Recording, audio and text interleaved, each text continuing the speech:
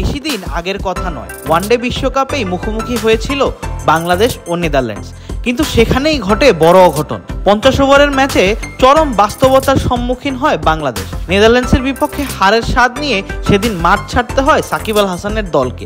এর মাঝে সময় পেরিয়ে গিয়েছে প্রায় 8 মাস। পর্দা উঠেছে টি-20 বিশ্বকাপের, আর এই 20 ওভারের বিশ্বকাপে আবারও মুখোমুখি হতে চলেছে বাংলাদেশ ও নেদারল্যান্ডস। 13 জুন সেন্ট ভিনসেন্টে ডাচদের বিপক্ষে লড়বে নাজমুল হোসেন শান্তর দল। নেদারল্যান্ডসের বিপক্ষে মাঠে নামার আগে বাংলাদেশ খেলবে আরও 2টি ম্যাচ। শ্রীলঙ্কা ও দক্ষিণ আফ্রিকার বিপক্ষে যুক্তরাষ্ট্রে নিজেদের প্রথম 2 ম্যাচ খেলবে টাইগাররা।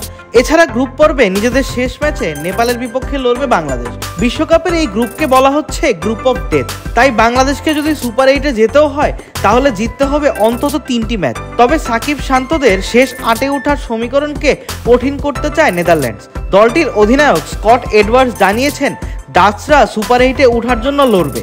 বিশ্বকাপে যে কোনো প্রতিপক্ষের সাথে খেলার সুযোগ আমরা উপভোগ করি। বিশ্বকাপে সাউথ আফ্রিকার বিপক্ষে আমাদের বেশ কিছু ভালো সাফল্য আছে। প্রথম রাউন্ডে 4 দলের বিপক্ষে খেলার জন্য আমরা মুখিয়ে আছি। আমরা এই 4টি দলকেই হারাতে চাই এবং এটাই আমাদের লক্ষ্য। এদিকে এডওয়ার্ডসের মতো দক্ষিণ আফ্রিকার অধিনায়ক এইডেন মার্করামও চান সুপার 8-এর টিকিট নিশ্চিত করতে। সেজন্য বাংলাদেশ ও শ্রীলঙ্কাকে আগাম বার্তা দিয়ে রেখেছেন প্রোটিয়া এই অধিনায়ক হিসেবে আমরা অনেক আত্মবিশ্বাসী।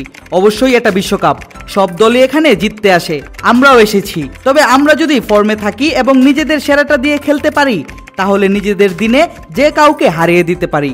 আমরা আমাদের দিকেই বেশি মনোযোগ দিচ্ছি। কে কি করছে, কে কি বলছে তা নিয়ে ভাবছি না। আমরা এখানে এসেছি বিশ্বকাপ জিততে, বাকিরাও এসেছে একই কাজ করতে। বিশ্বকাপ জিততে যে কোনো কিছু করতে রাজি আছে আমার দল।